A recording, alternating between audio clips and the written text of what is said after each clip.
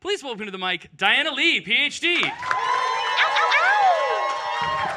I'm a squid expert. Here are some of my squids from grad school. Oh. They're very cute. I had to get up at 5 a.m. a lot of days and learn how to hitch a truck and drive a boat and catch these and hope I would catch things, and then I would eventually kill them. But I got a lot of nice video. And another thing I did in grad school was drive a car. So this was my car, a Toyota 2013 Rav4. I sold it, so I don't have it anymore because I live here. But my fact is going to be telling you why I believe the Toyota Rav4 is the cephalopod of cars. So I think first, if any of you live here and don't have a car, we need to review what cars are.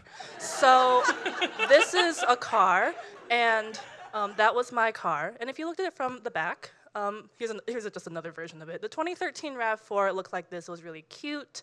It had a round butt, very, very nice shape. But some of you aficionados in the audience might remember. Aficionados? Well, yes, or any squidionados in the audience would know that the RAV4 didn't always look this way. Older models looked like this. There was a spare tire on the back. I see one nod, yes. I see you there. Excellent taste in cars, because turns out the RAV4 is the preferred car of squid biologists everywhere. Some of you may know Dr. Sarah McAnulty, a fellow squid PhD friend of mine, and this is her car. She drives a RAV4 as well. So let's talk about cephalopods now. So I want some audience or fellow guest input. So we got some octopus, we got my squids, we got a ram's horn squid, we got the flapjack octopus, vampire squids in the middle, Humboldt squids on the side, we got a cuttlefish, we got the pearly nautilus. But like, what makes a cephalopod a cephalopod? Tentacles. Tentacles, good word. Not all of them had tentacles, though. Arms. Some have arms, yeah, okay. What else do we know about them? Donut brains? Boneless. Donut brains. Boneless, donut brains, these things really set apart the cephalopods. There's a siphuncle, is that someone say that?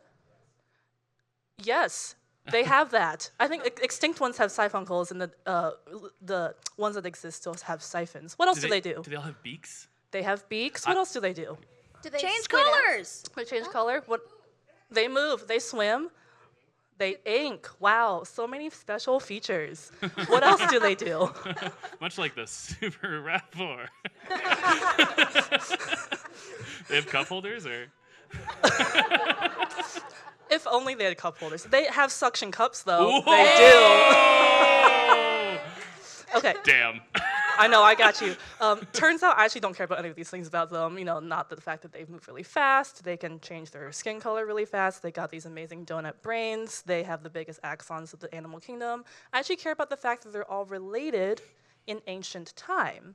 And they're actually all really kind of mundane. If you look at my magnificent squids, maybe you will see soon how they are just like these snails. They're all mollusks. Oh. They're related to clams. They're related to oysters. Wait, what is that party snail on the right? I Right? want to make its friend. That one is called Calliostoma annulatum. It is a marine snail found off of California, and it's one of my favorites because it's so pretty. It literally looks like that in nature. And then we got some land snail I Oh found my on god, the that internet. snail is definitely like, Yeah. Pride Month is coming, bitches. This party snail popped Somali or some shit. I don't know, but she's going crazy. That land snail needs to moisturize its shell. It's trying its best by secreting its goop, okay? So, That's the mantra for the show. yes, we're trying our best by secreting our goop. But I don't like Gwyneth Paltrow, so No. please, no. Okay, so why are squids and snails so similar? They have a really, really old common ancestor, and maybe my little diagrams here showing of a squid and a snail will help you understand that I like to think of cephalopods as snails that went, yes, and a little too much. So let's start. So we have the snails over there. It has its little head. It's like this, with its little eye stalks. And the head is attached to a big foot that they use to ooze and move. And the cephalopods are like, yes, we too have the head. And we too have this foot, but yes, and that idea, let's make the foot 8 to 90 arms or tentacles, like just flopping from our face. That's good. Okay, and the snails are like, well, we curl up our body, it's inside this shell, and all the organs are just kind of in this cone. And the squids are like, yeah, that's fine. We can keep that. Look, we have our cone shape. Our organs are there too. Snails are like, yeah, we also poop by our head.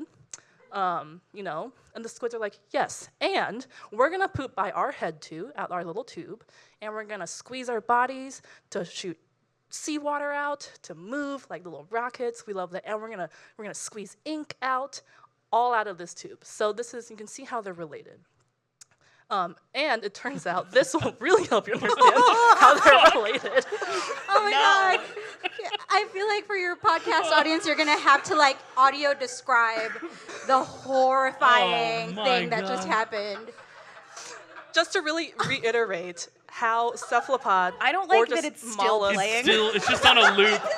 bodies are done. This is my friend Patrick, who's part of the genius social media team at the Monterey Bay Aquarium. Back when Vines existed, this is a Vine. And he Hey. volunteered for this? I think he made it. Oh. He must have made it. I was going to ask, what did he do to the octopus that it like really ripped him apart Well, and reshaped him? he has bones. He's a vertebrate. We don't like that. Note to self: don't have bones. All right, so you don't have to look at them more. Okay, so I want to set the stage for you now. Now that we know that squids and snails have a common ancestor, let's meet the very first cephalopod. So I love that you talked about prehistoric things, Jada. We're gonna go to the year 500 million BC, and Wow, before Christ? well, it's just so long 500 ago. million years ago. But when you put BC, you're like, oh my God, that was a long time ago.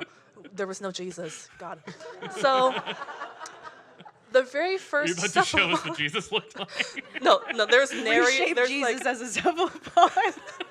there's no vertebrates in my talk. Okay, so this was the first cephalopod. Its name was Plectrunoceras, but I like to call it party hat snail because it's easier. And you're like, wow, look at that amazing little fossil. And this thing was like really revolutionary, but it was also really tiny. So it was like half the size of a chapstick. So this party hat snail had a shell, and shells are really heavy. If you're carrying like a big backpack around, wouldn't it be nice if you can just like be like the house from Up and tie your balloons with helium, right, to help you? So this animal is no longer like chained to the seafloor by its weight because it was able to introduce a bit of air into its shell so it could start floating. And it could also like squeeze its muscle and like kind of like just fart out a bit of a little bit of water to jet away. And no one else was swimming at this time. We didn't really have fish yet. It'd be another 250 million years for dinosaurs to even appear. No one was doing things on land. There was no trees. It was all in the ocean, and that was okay. Because if you go to the American Museum of Natural History and take this picture like I did, you see that whoever made this knew what was going on. There's no one swimming in this ocean scene from that time.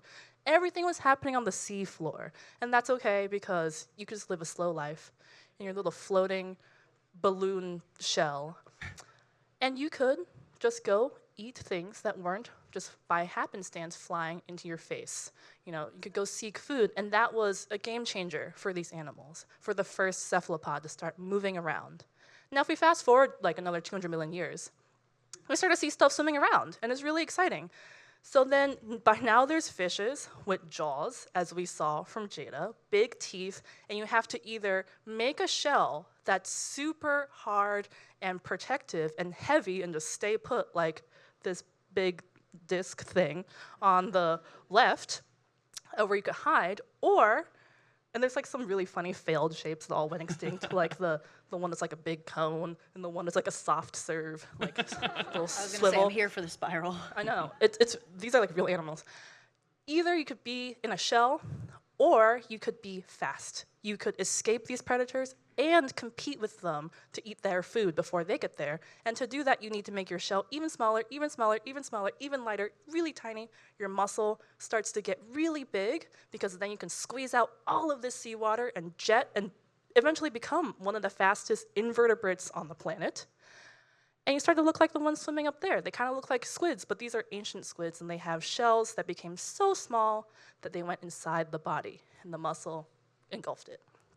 So if we fast forward to our cephalopods today, a lot of them look like that. They're squishy, and I've highlighted in pink the remnants of these shells. So if you've ever like cleaned out a squid to cook in the kitchen, you pull out this plastic. That was their shell.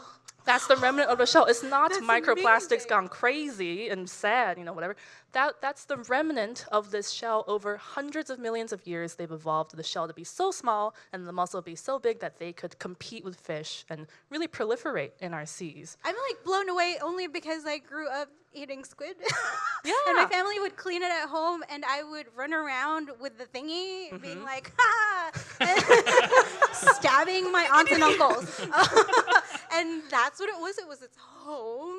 Yes. Wow. Yes. Diana, I can't help but notice when Jada talked about eating squid, you were much more offended than when Kyle said. This is true. I was stabbing people with other things. yeah, So, okay. like, I feel like, The revenge of the squid Yeah. through Kyle, Yeah. Thank I you. also just think that it's interesting that they used to live inside their homes, but now their homes live inside of them. Oh, wow. Oh. What a great observation. Yes. Home I is where like the that. squid is. Yes, actually.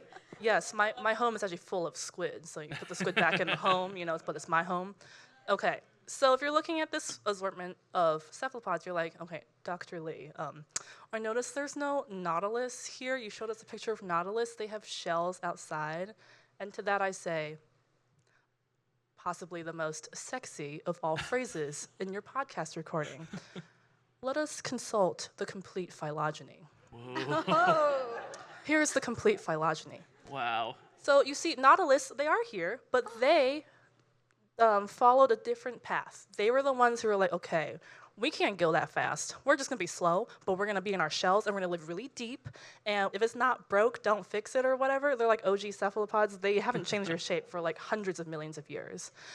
While the other ones decided a different strategy. They had to make their shell small. They internalized it over time, over evolution. Okay, so now that you're like entranced by cephalopods, as I would be too, let's go back to the Rav4. So don't forget that the Rav4 now looks like mine on the top, but used to have this external spare tire. Wow. The spare tire has been internalized over time. Wow. Somebody wrote some article You about simply it. got to give it up. Well, actually, the story gets a lot better, right? It's gonna get better. So someone wrote this article that's like, the spare tire, moves from the lift gate and now is actually like, if you opened my trunk, it would be underneath the floor of the trunk, so this car can stay nimble. Wow, I think this person's a cephalopod fan. So I want to end by going back to my friend Sarah's car. I love looking at her car when I visit her, and it really brings me joy to see the Squidmobile. But now that you are all in the VIP status of our Squid Squad, you can know the Squid Squad's deepest, darkest secret, where we actually realize that her car is the Nautomobile with its external spare tire. Amazing. Keep it going for Diana Lee, PhD, might I add.